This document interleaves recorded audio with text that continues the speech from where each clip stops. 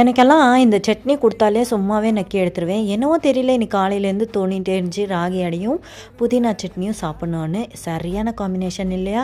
அதுக்கு முன்னாடி கிச்சனுக்கு ஒரு டிப் சொல்கிறேன். வெறும் கடுகு டப்பாவில் வெறும் கடுகு மட்டும் போட்டு வச்சிடாதீங்க. கொஞ்சமாக உளுந்து, சீரகம் இதெல்லாமே சேர்த்து வைங்க. ஏன்னா பெரியவங்க அப்படி தான் சொல்லுவாங்க. அப்புறமா இன்றைக்கி ராகி அடை ப்ரிப்பரேஷன் தான். நான் இன்றைக்கி சொரக்காயில் தான் செய்ய போகிறேன். சொரக்காய் வந்து நிறைய எடுத்துக்க மாட்டாங்க.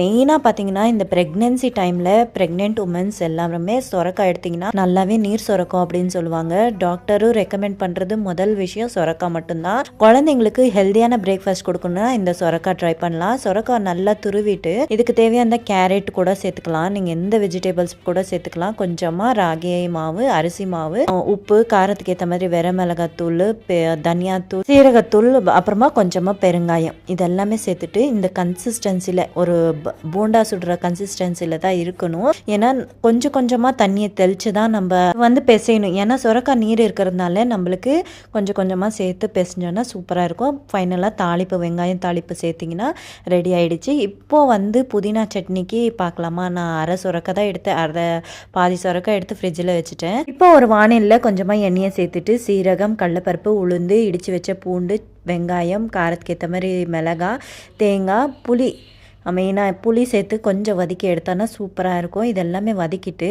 ஒரு தக்காளி எடுத்து 4ஆக கட் பண்ணி இதையும் நல்லா வறுத்து எடுத்துக்க போகிறேன். ஏன்னா இது எல்லாமே நல்லா வாஷ் பண்ணி வச்ச புதினா, கொத்தமல்லி, கருவேப்பிலை, கொஞ்சோண்டு மஞ்சத்தூள் இதெல்லாமே சேர்த்து லைட்டாக தான் வதக்க போகிறோம். கூடவே பெருங்காயத்தூள் கொஞ்சமாக சேர்த்துட்டு இதெல்லாம் சூடு ஆறின உடனே ஒரு மிக்ஸி ஜாரில் கொஞ்சமாக உப்பு சேர்த்து அரைச்சோன்னா சூப்பரான புதினா சட்னி ரெடி. வீட்டில் ட்ரை பண்ணிவிட்டு எப்படி இருக்குன்னு சொல்லுங்கள். இன்னும் 10 சப்ஸ்கிரைபர் தான் 1000 ரீச் பண்ணிவிடுவோம். தேங்க்யூ. பிடிச்சா மட்டும் சப்ஸ்கிரைப் பண்ணுங்கள். பாய்.